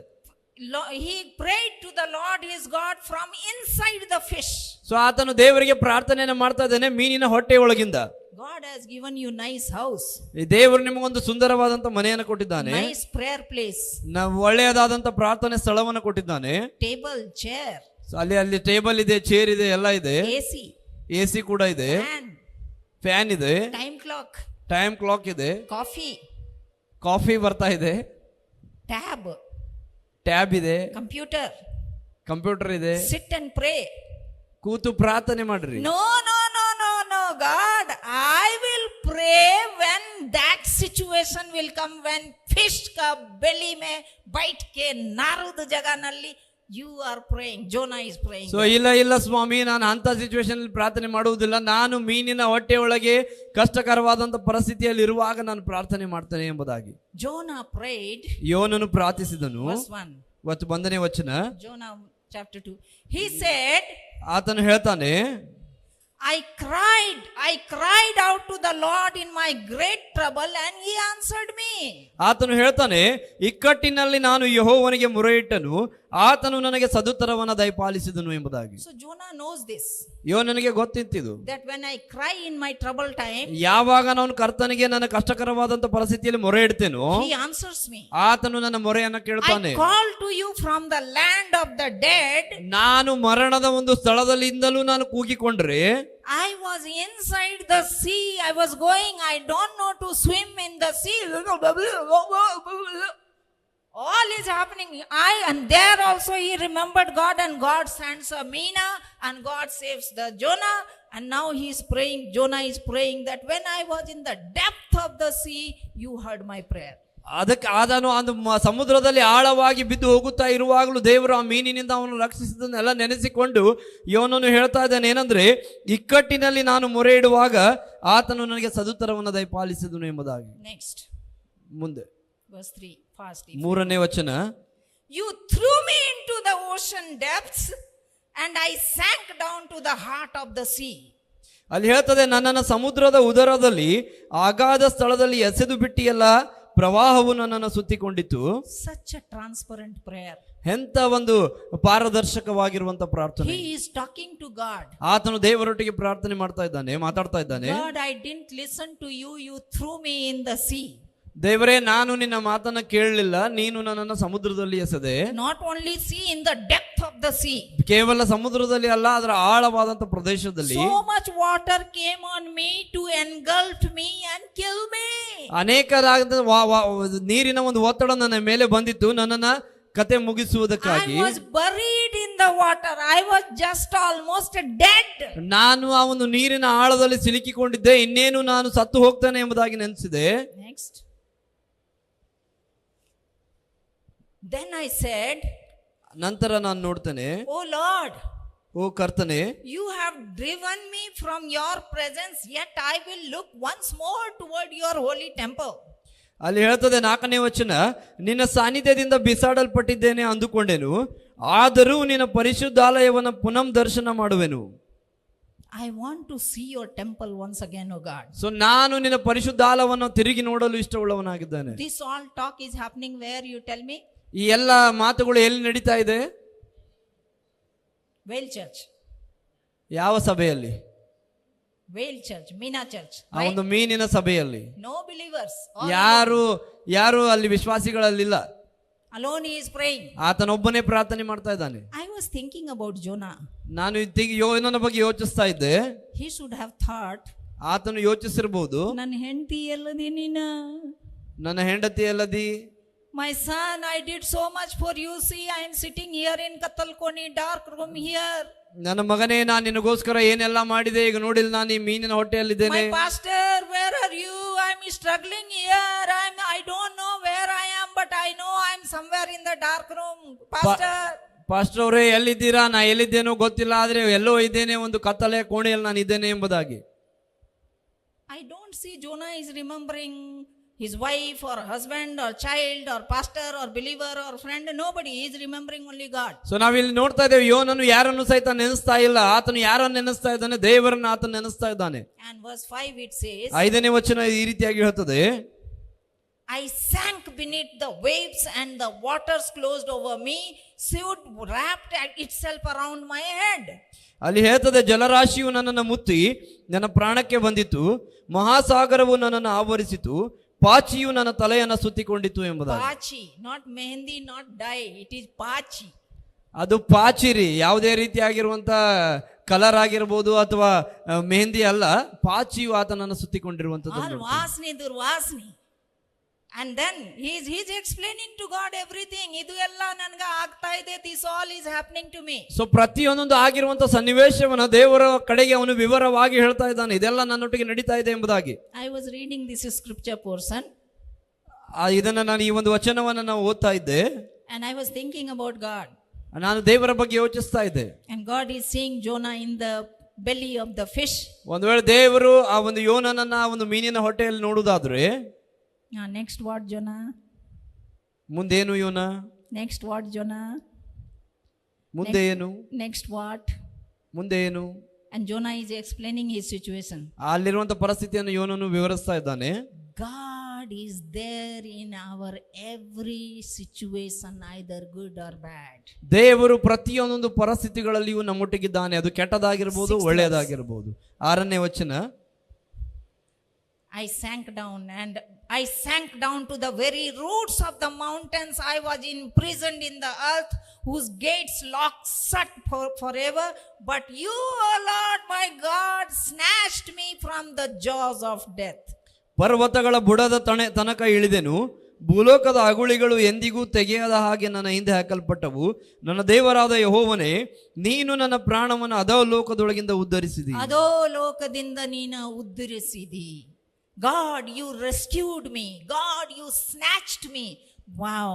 Now see Jonah's expression, what it is coming. God, all this was happening to me, but I know that nothing has saved me. If at all I am alive now, it is all because of you. So ಇಲ್ಲಿ ಹೇಳ್ತಾ ಇದ್ದಾನೆ ಏನಂದ್ರೆ, ಅದೋ ಲೋಕದಿಂದ ನನ್ನನ್ನು ಉದ್ಧರಿಸಿದ್ದಿ ಎಂಬುದಾಗಿ.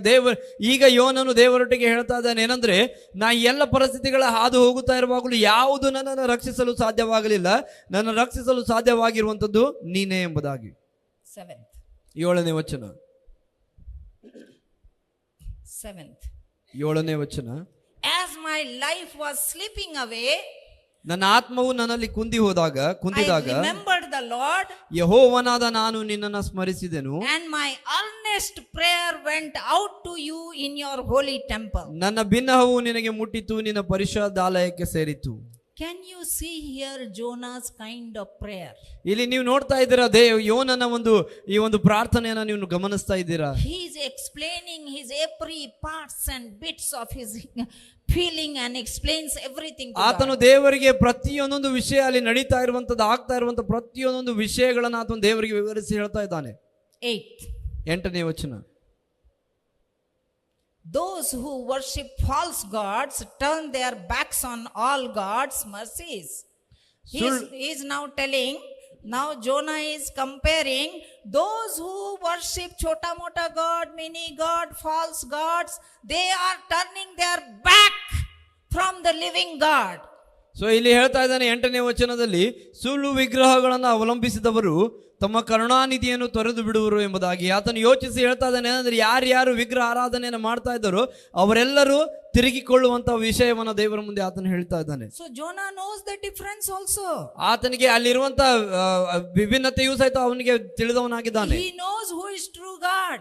ಆತನಿಗೆ ಗೊತ್ತುಂಟು ಯಾರು ನಿಜವಾದ ದೇವರೆಂಬುದಾಗಿ. He knows that how people are entangled in this world with the small powers. ಆತನಿಗೆ ಗೊತ್ತುಂಟು ಏನಂದ್ರೆ, ಇಲ್ಲಿರುವಂತ ಜನರು ಯಾವ ರೀತಿಯಾಗಿ ವಿಗ್ರಹಗಳನ್ನು ಅವಲಂಬಿಸಿದವರು ತಮ್ಮನ್ನ ಅದನ್ನು ಬಿಟ್ಟು ತೊರೆದು ಬಿಡ್ತಾರೆ ಎಂಬುದಾಗಿ. And God is thinking, ಅಲ್ಲಿ ದೇವರು ಯೋಚಿಸ್ತಾ ಇದ್ದಾರೆ,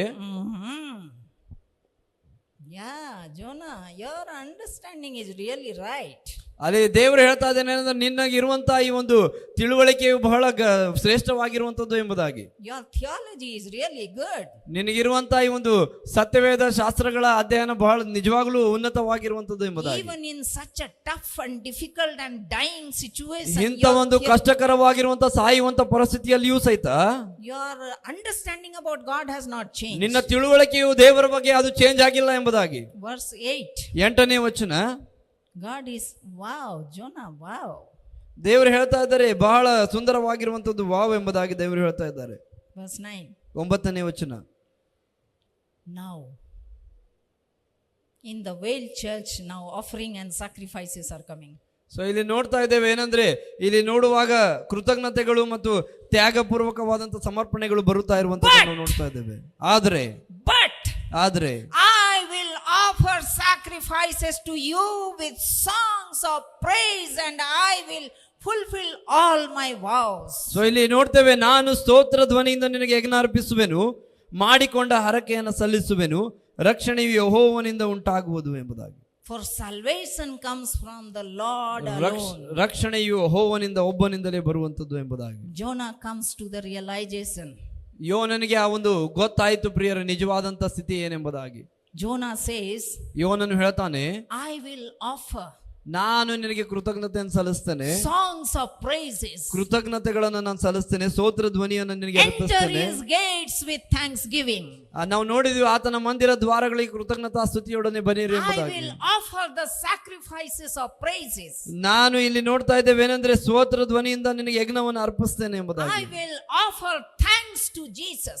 ನಾನು ದೇವರಿಗೆ ಕೃತಜ್ಞತೆಯನ್ನು ಸಲ್ಲಿಸ್ತೇನೆ, I will offer thanks to God. ನಾನು ದೇವರಿಗೆ ಕೃತಜ್ಞತೆಯನ್ನು ಸಮರ್ಪಿಸ್ತೇನೆ. The moment that he started coming, ಯಾವಾಗ ಅದು ಬರ್ಲಿಕ್ಕೆ ಪ್ರಾರಂಭವಾಯಿತು, thanks to God, ದೇವರಿಗೆ ಸ್ತೋತ್ರ, thanks to God, ದೇವರಿಗೆ ಸ್ತೋತ್ರ, thanks to God. ದೇವರಿಗೆ ಸ್ತೋತ್ರ. My sinking situation, ನನ್ನ ಒಂದು ಮುಳುಗುವ he ಪರಿಸ್ಥಿತಿಯು saved me.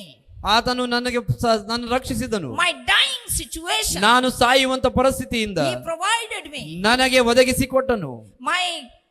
My almost gone situation, ನಾನು almost gone. ಹೋಗಿಬಿಟ್ಟಿರುವಂತ ಪರಿಸ್ಥಿತಿಯಿಂದ He provided the whale. ಆತನು ನನಗೆ ಒಂದು ಮೀನನ್ನು ಕಳುಹಿಸಿಕೊಟ್ಟನು. He gave me safety. ಆತನು ನನಗೆ ಒಂದು ಸುರಕ್ಷತೆಯನ್ನು He ಕೊಟ್ಟನು. gave me protection. ಆತನು ನನ್ನನ್ನು ಸಂರಕ್ಷಿಸಿದನು. I want to thank God. ನಾನು ದೇವರಿಗೆ ಕೃತಜ್ಞತೆಯನ್ನು ಸಲ್ಲಿಸ್ತೇನೆ. I want to thank God. ನಾನು ದೇವರಿಗೆ ಕೃತಜ್ಞತೆಯನ್ನು I ಸಲ್ಲಿಸ್ತೇನೆ. want to thank ನಾನು God. ದೇವರಿಗೆ ಕೃತಜ್ಞತೆಯನ್ನು ಸಲ್ಲಿಸ್ತೇನೆ. The moment I thank, ನಾನು ದೇವರಿಗೆ ಸ್ತೋತ್ರವನ್ನು I ಸಲ್ಲಿಸುವಂತೆ know my heart knows salvation comes only from the ನನ್ನ Lord. ಹೃದಯಕ್ಕೆ ನಿಶ್ಚಿತವಾಗಿ ಗೊತ್ತುಂಟು ಏನೆಂದರೆ ರಕ್ಷಣೆಯು ಯೆಹೋವನಿಂದಲೇ ಬರುವಂತದಾಗಿದೆ ಎಂಬುದಾಗಿ. You know what happened? ನಿಮಗೆ ಗೊತ್ತುಂಟಾ ಏನೆಂಬುದಾಗಿ? You know what happened? ಏನಾಯ್ತು ಅಂತ ಗೊತ್ತಾ ನಿಮಗೆ? Verse 9. 9ನೇ ವಚನ. Verse 9. 9ನೇ ವಚನ. I will offer sacrifices to you with songs of praises. ನಾನಾದರೂ ಸ್ತೋತ್ರದಿಂದ ನಿನಗೆ ಯಜ್ಞವನ್ನು ಅರ್ಪಿಸ್ತೇನೆ. The moment Jonah realized that I need to thank God, ಯಾವಾಗ ಯೋನನಿಗೆ ಅರಿವಾಯಿತು ನಾನು ದೇವರಿಗೆ ಕೃತಜ್ಞತೆ ಸಲ್ಲಿಸಬೇಕೆಂಬುದಾಗಿ, verse 10. 10ನೇ ವಚನ. Just see ಅದನ್ನು ನೋಡ್ರಿ, what's happening. ಏನಾಗ್ತಾ ಇದೆ, What's happening? ಏನಾಗ್ತಾ ಇದೆ ಅಲ್ಲಿ. Then the Lord ordered the fish to spit Jonah out onto the beach. ಯೆಹೋವನು ಮೀನಿಗೆ ಅಪ್ಪಣೆ ಮಾಡಲು ಅದು ಯೋನನನ್ನು ಒಣನೆಲದಲ್ಲಿ ಕಾರಿಬಿಟ್ಟಿತು. Thanksgiving prayer starts in your life, ಯಾವಾಗ ಕೃತಜ್ಞತೆಯ ಪ್ರಾರ್ಥನೆ ನಿನ್ನ ಜೀವಿತದಲ್ಲಿ ಪ್ರಾರಂಭವಾಗ್ತದೋ you will be delivered. ನೀನು ಬಿಡುಗಡೆಯನ್ನು ಹೊಂತೀಯ. You will be delivered. ನೀನು ಬಿಡುಗಡೆಯನ್ನು ಹೊಂತೀಯ. When you start praying in thanksgiving prayer, ಯಾವಾಗ ನೀನು ಕೃತಜ್ಞತೆ ಸ್ತೋತ್ರದೊಂದಿಗೆ ದೇವರನ್ನ ಪ್ರಾರ್ಥನೆ ಮಾಡಲು ಪ್ರಾರಂಭಿಸ್ತೀಯೋ deliverance is there. ಆ ಬಿಡುಗಡೆ ಉಂಟು. Deliverance is there. ಬಿಡುಗಡೆ ನಿಶ್ಚಯ. Deliverance is ಬಿಡುಗಡೆ there. ನಿಶ್ಚಯ.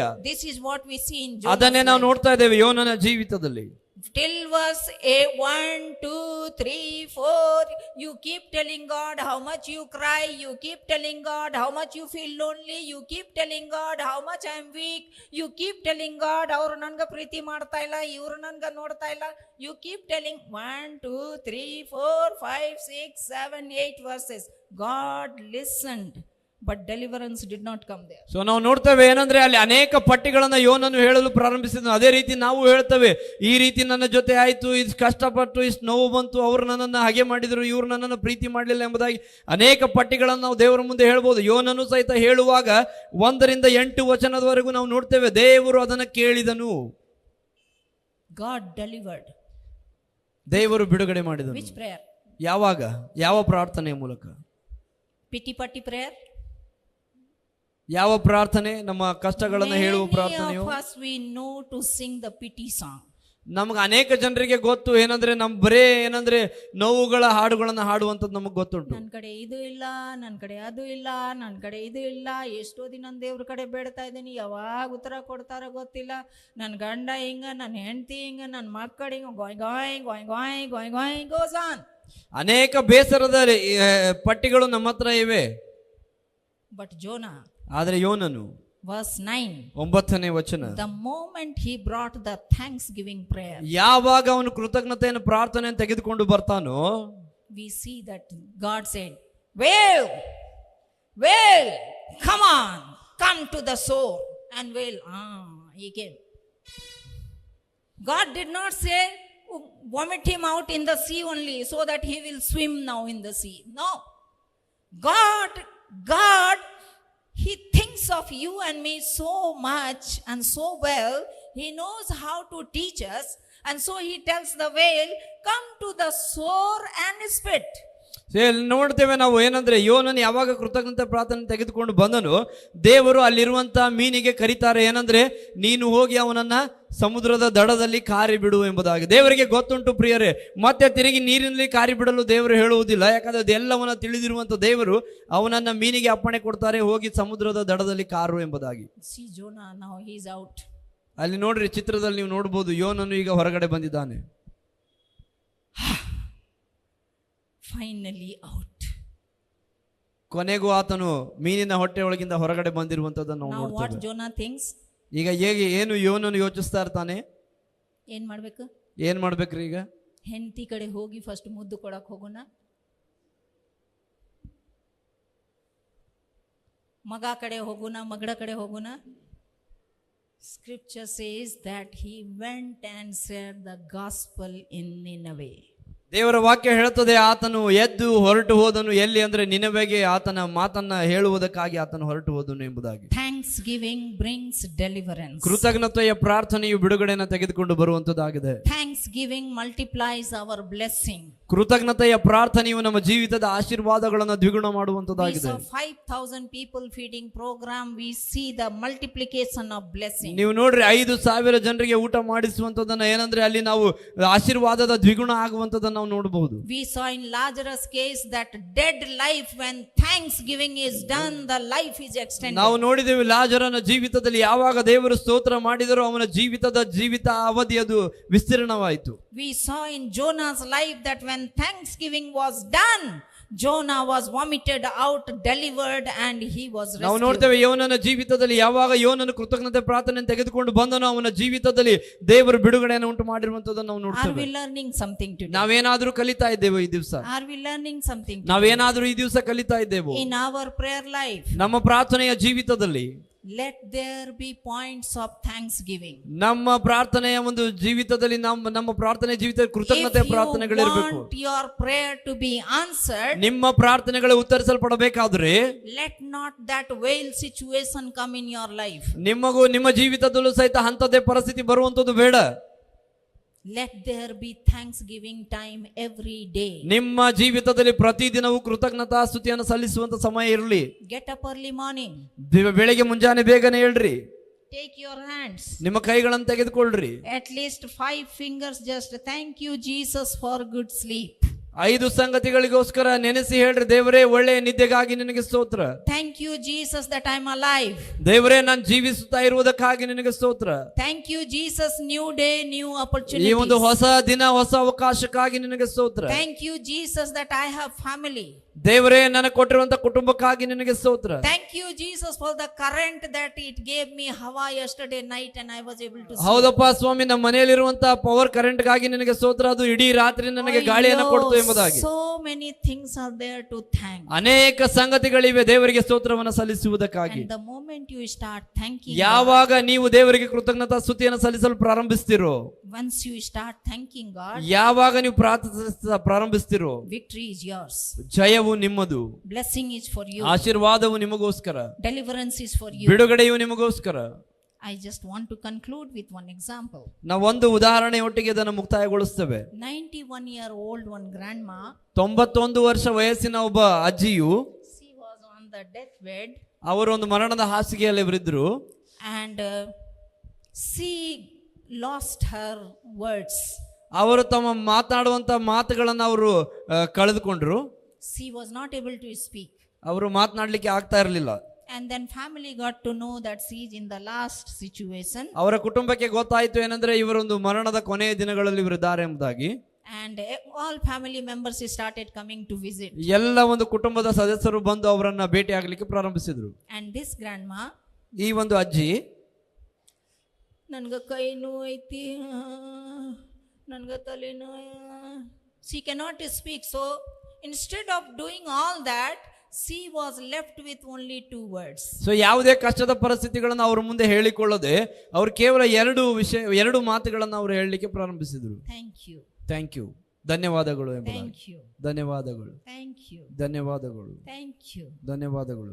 The 91-year-old grandma 91 ವರ್ಷ ವಯಸ್ಸಿನ ಒಂದು ಅಜ್ಜಿಯು in the departing phase, ಅವರು ತಮ್ಮ ಜೀವಿತ ಅವಧಿಯನ್ನು ಮುಗಿಸಿ ಹೋಗುವಂತ ಸಮಯದಲ್ಲಿ she keeps looking up.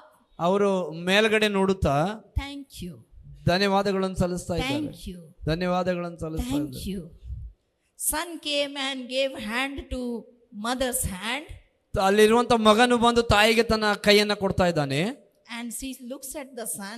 ಅವರು ಮಗನನ್ನ ನೋಡಿ ಹೇಳ್ತಾರೆ Thank you. ಧನ್ಯವಾದಗಳು ಎಂಬುದಾಗಿ. Thank you. ಧನ್ಯವಾದಗಳು, Thank you. ಧನ್ಯವಾದಗಳು. This is not that last day she learnt those two words. Thank ಈ you. ಒಂದು 2 ಪದಗಳನ್ನ ಕೊನೆಯ ದಿನಗಳಲ್ಲಿ ಅವರು ಕಲ್ತುಕೊಂಡಿಲ್ಲ. This was her life practice. ಅವರ ಜೀವಿತದ ಪೂರ್ತಿ ಇದನ್ನು ಅವರು ರೂಢಿಯಾಗಿಸಿಕೊಂಡಿರುವಂತದ್ದನ್ನು ನಾವು ನೋಡಬಹುದು. Thank you. ಧನ್ಯವಾದಗಳು Needs to be lifestyle. So ಅದು ನಮ್ಮ ಜೀವಿತದ ರೂಢಿ ಆಗಿರಬೇಕಾಗಿದೆ. Thank you. ಧನ್ಯವಾದಗಳು. The grateful heart. ನಾವು ಕೃತಜ್ಞತೆಯಿಂದ ತುಂಬಿರುವಂತ ಹೃದಯ, The grateful heart ಕೃತಜ್ಞತೆಯಿಂದ ತುಂಬಿರುವಂತ ಹೃದಯ brings blessing. ಅದು ಆಶೀರ್ವಾದವನ್ನು ತೆಗೆದುಕೊಂಡು ಬರುವಂತದ್ದಾಗಿದೆ. Thankful heart ಕೃತಜ್ಞತೆಯ ಹೃದಯ extends life. ನಮ್ಮ ಜೀವಿತ ಅವಧಿಯನ್ನು ಹೆಚ್ಚಿಸುವಂತದ್ದಾಗಿದೆ. Thankful heart ಕೃತಜ್ಞತೆಯ ಹೃದಯ is peaceful life. ನಮ್ಮ ಒಂದು ಆ ಸಮಾಧಾನದ ಜೀವಿತವನ್ನು ನೀಡುವಂತದ್ದಾಗಿದೆ. Thankful heart ಕೃತಜ್ಞತೆಯ ಹೃದಯ is a grateful heart. ಅದೊಂದು ಶ್ರೇಷ್ಠವಾಗಿರುವಂತ ಹೃದಯವಾಗಿದೆ. Thankful heart ಕೃತಜ್ಞತೆಯ ಹೃದಯ is a generous heart. ಅದೊಂದು ಕೊಡುವಂತ ಹೃದಯವಾಗಿರ್ತದೆ. Shall we just thank God this morning? ನಾವು ಈ ಒಂದು ಸಮಯದಲ್ಲಿ ಸಮಯ ತೆಗೆದುಕೊಂಡು ದೇವರಿಗೆ ಸ್ತೋತ್ರವನ್ನು ಸಲ್ಲಿಸೋಣ.